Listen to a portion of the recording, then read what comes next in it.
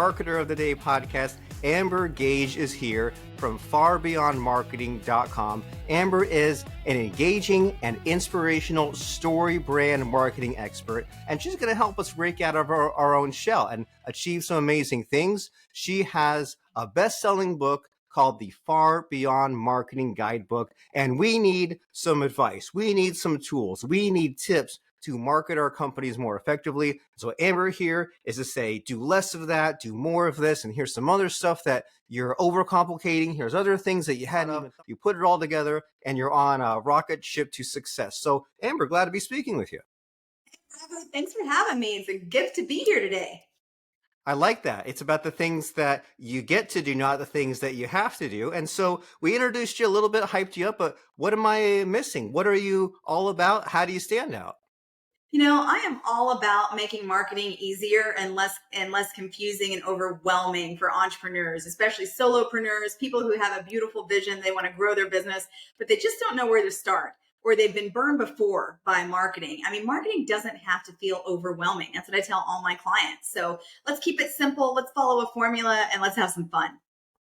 I like it. Simple formula, have fun. And especially this insight that we have already that easy doesn't have to mean that you're limiting yourself, right? Easy doesn't have to mean small in scope. And the negativity, it's easy to creep in, right? It's built in. There's always ways to talk yourself out of stuff. So you have this vision, then you get excited. You get on the podcast, you send the emails, you make the phone calls. So I'm curious, what's your vision? My vision is to help entrepreneurs scale their business so they can provide freedom and achieve their goals for their family. I believe that the American economy is built on the backbones of entrepreneurs and middle America. And being a plumber's kid myself from the South, I know in real time what it takes to build a business, grow a business, and the sacrifice that really requires. So my goal is to make it easier for others to achieve their dreams. I love it. And I can tell you're a professional speaker because you have that refined polish, like, here's what I'm all about, right? Here's the elevator pitch. And so to help us understand you and your greatness, if someone comes to you and they say, hey, Amber, I'm completely stuck. I need help to grow this business, to be able to provide for my family, be part of that backbone for America. Like, what's usually the before and after pictures look like? The before and after picture really comes down to how much are you willing to delegate your weaknesses. It's very easy to get bogged down in the details and to control freak our way out of our dreams. So something that I tell my clients is, in the early days of entrepreneurship, you wear all the hats. You are the janitor and the CEO. You are the breadwinner and the salesperson. But as your business scales, one of the things that we have to become comfortable with is delegation. So at some point in time, you have to choose to take off one role at a time and give it to someone who's more gifted than you are in that area, be it marketing, operations, sales, whatever it is. You'll know when it's time to start delegating your lesser strengths.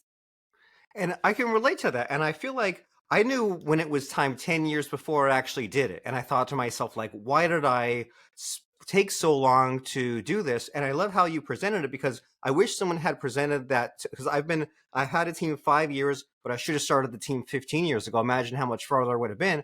But I like how you presented it. Like, you don't have to just suddenly make a switch, right? And you don't have to delegate everything. You said delegate your weaknesses and do it one at a time. And you're making me flash back to all of the catastrophizing and all the things that could go wrong if you delegate to a team, right? Maybe they'll mess something up. Well, of course they will, but you mess stuff up too. Maybe I'll get hacked or access will get out. Well, that's something that you're inventing. And you hear about on these big scales, you hear about like Facebook or Meta lays off like 14,000 people. You hear like Tesla fires 10,000 people. I think maybe people are afraid to delegate because they're worried about mismanaging, right? And losing money, going into debt, firing people. So what do you have to say to kind of calm people's fears? They say, hey, I've heard I need to delegate, but now hearing from Amber herself, okay, now I know I really need to, but I have all these mental roadblocks. So how do we bust through those? What are the usual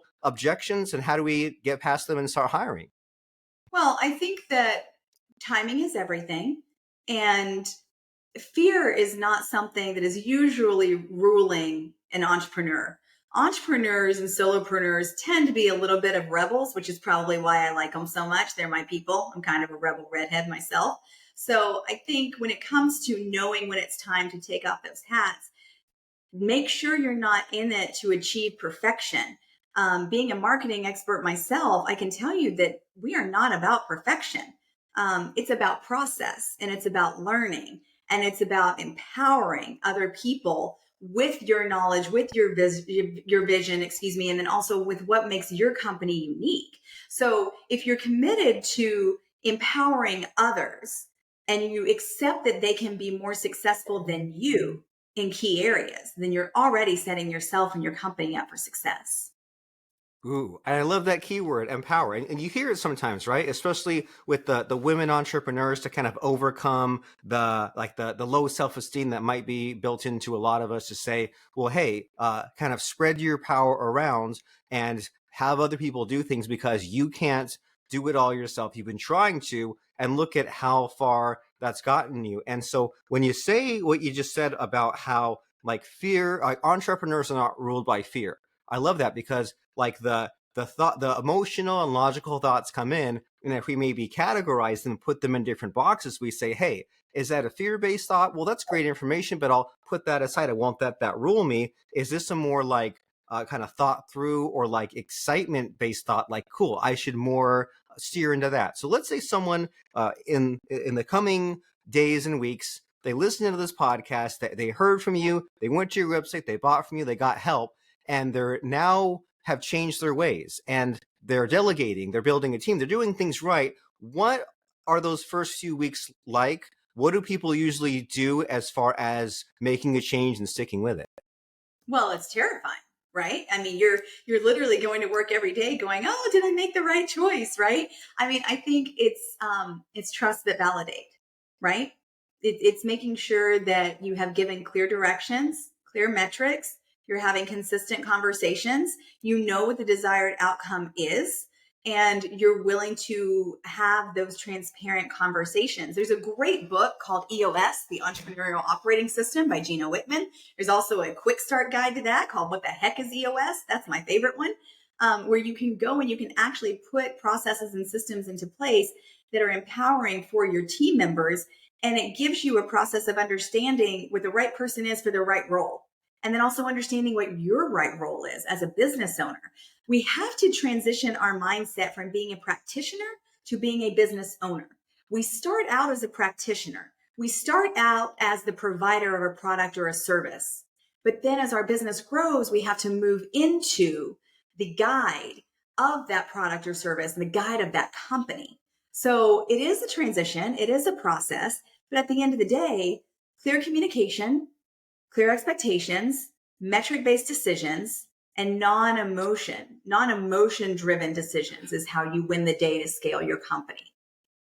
See, I wish that I had received this kind of advice maybe when I was a teenager or in high school, right? When you're stressed out about homework assignments, you get your first job, stressed out about that. And so you're saying like, kind of be more organized, basically, right? As far as take the emotion out, have your goals, have your expectations, and just be more methodical. And it sounds like just get out of desperation. And so when and so again, I'm thinking back to, and I'm still not perfect, still figuring things out. But when I really resisted what you're talking about, this idea of building a team, the excuse I then thought of was like, well, what should I delegate? What are the tasks? And I'm sure the answer is different for everyone else, but like, what's that like? Like, do your clients usually like take an inventory? Is there usually a low hanging fruit when they say like, what should my first hire be? What should my first offloading be? What's the answer there? I really think it depends on the business or the business industry. Every business has a life cycle, and the need for delegation comes depending upon what industry you're in and what stage you're in. As a marketing expert, I can tell you that a lot of the times businesses are going from a guerrilla warfare type of marketing where it's been an organic growth to now being ready to bring someone in-house or outsourcing to someone. Through a third party company like myself. You will know when you're ready based upon when your business tells you when you're ready. How many hours are you spending doing a certain task and you're not getting the results that you need? How often are you having to repeat yourself, and you've now come up with a system that you could document and give it to someone else that is replicatable. There really isn't a hard and fast rule. I would say that every business is different, every entrepreneur is different, and every industry is different. So start with the end in mind, plan for where you want to go, but then understand that you're going to have to empower and be patient in the process as you start to delegate things to other people or even vendor partners. Okay, well, fair enough. So begin with the end in mind, look for those repetitive tasks, and then the answers will reveal themselves. And then when you do hand off those tasks, be patient. Don't pursue perfection. You said that a few minutes ago, and kind of have fun along the way. And speaking of having fun, it's one thing to give us this advice that you're giving us, which this is great, and give us the facts and figures. But what, as you know, as a brand storyteller, the stories are what really makes people stick. And sometimes someone's always on the fence and they can learn all the data, but they hear just the right story from Miss Amber Gaige and they say, oh my gosh, like I'll remember that forever. And that will spur me into action. So in that sort of spirit, is there like a success story case study you can share with us about some of this stuff we're talking about? Do you have like a real cool tale to tell us about what's possible?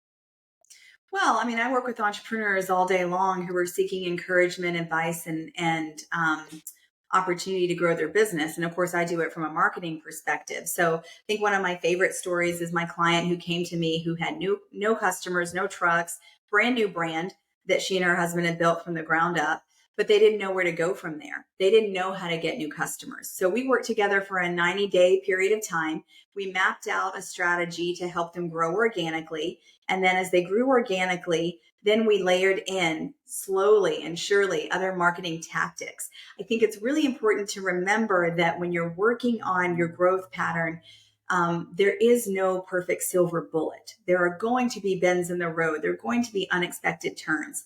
And if you look at things from just a tactical perspective, then you're missing the opportunity to look at things big picture and strategic. It's very important to work with a coach or a guide who understands where you're going and empowers you to do that. I would say it's really important to do that as a vendor partner too. So for this particular case, we built upon the brand that they had already established. We came up with an organic marketing solution or process for them. As they gained more customers on a local level, we spiced in more SEO, more Google business profile exposure. We brought in a lead generation and a review process, and step by step, their company scaled. And they're now enjoying the fruits of their labor because now they have trucks on the road, they have team members. The wife is no longer answering the phone, she has a bookkeeper, and the husband is now focused on supporting his technicians. He's no longer the one going out and providing services for the clients. So it's just a good old fashioned story of how, with patience and persistence and a dedication to a system, the sky really is the limit for passionate entrepreneurs.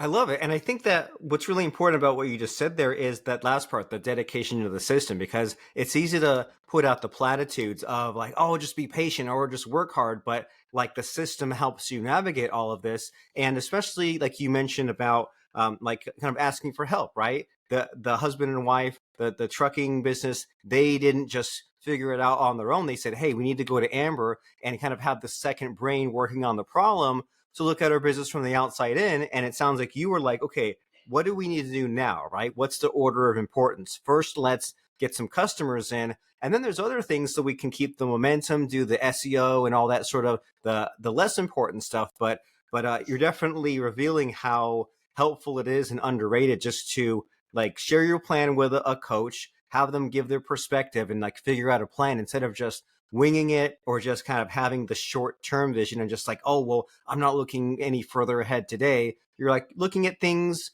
big picture. And so as far as like your own personal journey, that's always fun, right? And as far as like what you've grown and evolved into, did you have any missteps or anything noteworthy about like you like getting stuck in your own thinking or like getting in like having a big failure, panic mode, anything come to mind as far as one of your own struggle stories? Oh, absolutely. Don't we all have those? And I think that's what builds character, right? Of Especially course. young and we're trying to get there ourselves. I can remember many sleepless nights of thinking, did I do the right thing? Did I say the right thing? Did I approach that sales the right way? I can think of a time where I was asked to send a proposal to someone, and unfortunately I copied someone else on the email that he didn't want copied. And it was really unfortunate because he hadn't previously had a conversation with the other team member. And so I had to apologize and say, wow, I didn't realize that what we had talked about was confidential. I'm so sorry. That lesson for me was to slow down and pay attention to the details and really recognize that there was a time and a place for having this conversation with the rest of his team. I think we grow. I think we change. I personally believe that everybody needs at least two people in their lives. You need a coach and you need a therapist. We're never too good and too mature to outgrow the need for good advice and sage wisdom. So, in my opinion, everybody needs a business coach and everybody needs a good therapist. I even tell my son, you can have a college fund or you can have a therapy fund. I don't care what you use it for; just use it wisely. Well, yeah, and you know what? Those ideas you mentioned, they kind of interrelate, right? You say it's important to slow down because it's kind of in the moment you think like, oh well, I need to have 5 tabs open and send all these emails, but it's like, hey, you slow down a little bit, there'll be less mistakes, and you will come out ahead.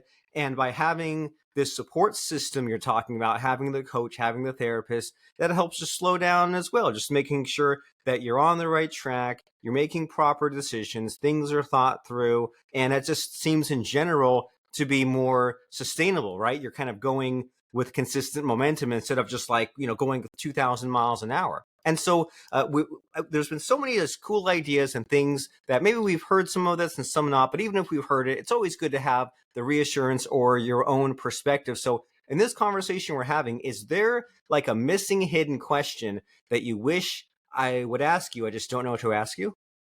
Well, I think the missing hidden question, Robert, is that where can I get the SOPs that I need to grow my business?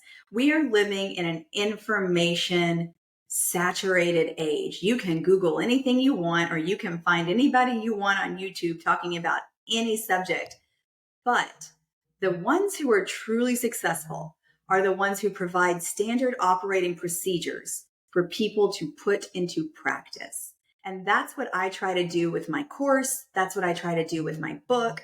That's what I try to do with my clients. So as you're trying to put things into practice, it's not enough to just consume information.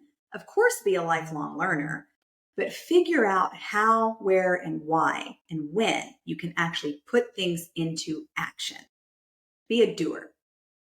How, where, why, and when. And I love this idea of the SOP because when you say like checklist or to-do list, like it doesn't sound exciting, but you add the fun branding to it. That's a part of why I think EOS is so fun, right? EOS, you talk about the level 10 meetings, the rocks. It's exciting. It's like it's kind of buzzy. And so, and as soon as I started calling my stuff, like you're saying, calling it SOP, it was like, all right, now this isn't just the checklist. This is something that's it's like it comes alive, right? And you enjoy documenting and other people update it. And so in these last few minutes here, like is there like a mistake that really makes you angry as far as people making their SOPs? Is there like a way that they just maybe some people overcomplicate it, don't do it right? Like what makes you angry about that? I think an overcomplicated SOP is its own worst enemy. I think we have to remember that most people are not giving us their full attention anyway, and everyone's wearing a sign that says, make me feel special. If SOPs are not drafted in such a way that they are easily implementable and digestible, then you're wasting your time.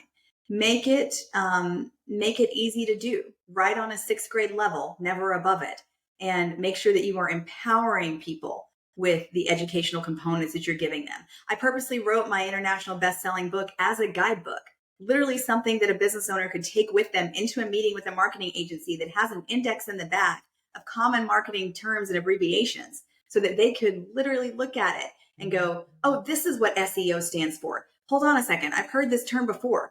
Empowering people to do what they need to do, I think, is the greatest gift that we can give.